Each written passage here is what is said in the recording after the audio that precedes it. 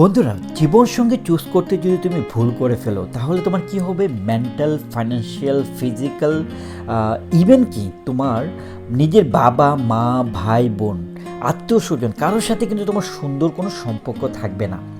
So এই নাটকটিতে, যে নাটকটি আমি এখন রিভিউ করতে যাচ্ছি, গেস্ট ইন সিঙ্গাপুর, বেসিক্যালি আমাদের পছন্দের একটি কাপল, একটি জুটি, সেটি হচ্ছে নিলয় আলমগীর এবং হিমে আপু। দুজনের চমৎকার চমৎকার অনেক নাটক কিন্তু আমরা একসাথে দেখেছি।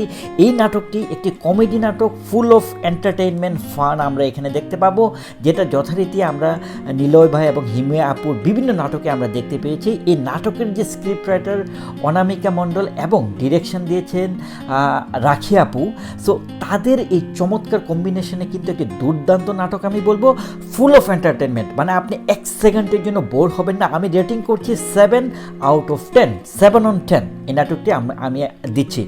দেখুন, এই নাটকে যদি আপনি কি শিখবেন, এটা শুধু একটি কমেডি নাটক হিসেবে আমি চালিয়ে দিব না, বা এটা একটি ফান নাটক হিসেবে আমি চালিয়ে দিব না। দুটি মেসেজ, খুব সুন্দর দুটি মেসেজ এই নাটক থেকে আমরা শিখতে পারি, এবং প্রতিটা মুহূর্তই কিন্তু আপনি এনজয় করবেন, কখনো বোর ফিল করবেন না। এই নাটকটি সব থেকে ইম্পর্টেন্ট যে বিষয়টি, সেটা হচ্ছে যে বন্ধুত্ব।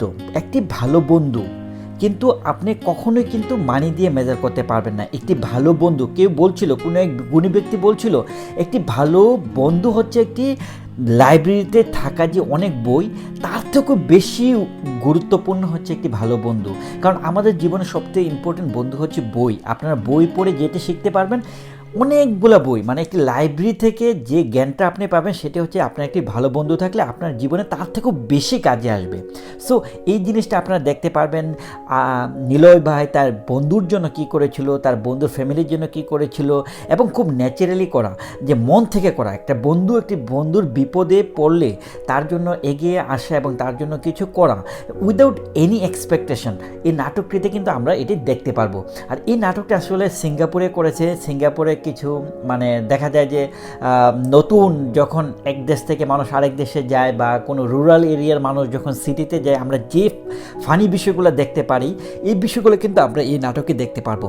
সো আমি আসলে থ্যাংক ইউ জানাতে চাচ্ছি স্ক্রিপ্ট রাইটার এবং ডিরেক্টর দুজনকেই, কেননা দুজন কিন্তু জিনিসটি যেভাবে লিখেছে, যেভাবে প্রেজেন্ট করেছে, খুব চমৎকারভাবে করেছে। আরেকটি বিষয় বলতে হবে, জীবনসঙ্গীর কথা আমি যেটা বলছিলাম, জীবনসঙ্গী যদি আপনারা চিনতে ভুল করেন, যেটি হবে, এই জিনিসটা কিন্তু এই নাটকে কিন্তু সুন্দরভাবে ফুটিয়ে তুলেছে। আপনার ফাইন্যান্সিয়ালি ড্যামেজ হয়ে যাবে, আপনার মানসিক শান্তি চলে যাবে, এবং সেই জীবনসঙ্গী যদি সঠিক না থাকে তাহলে দেখা যাবে যে সে লোভের বসে অনেকের সাথে ইনভলভ হবে।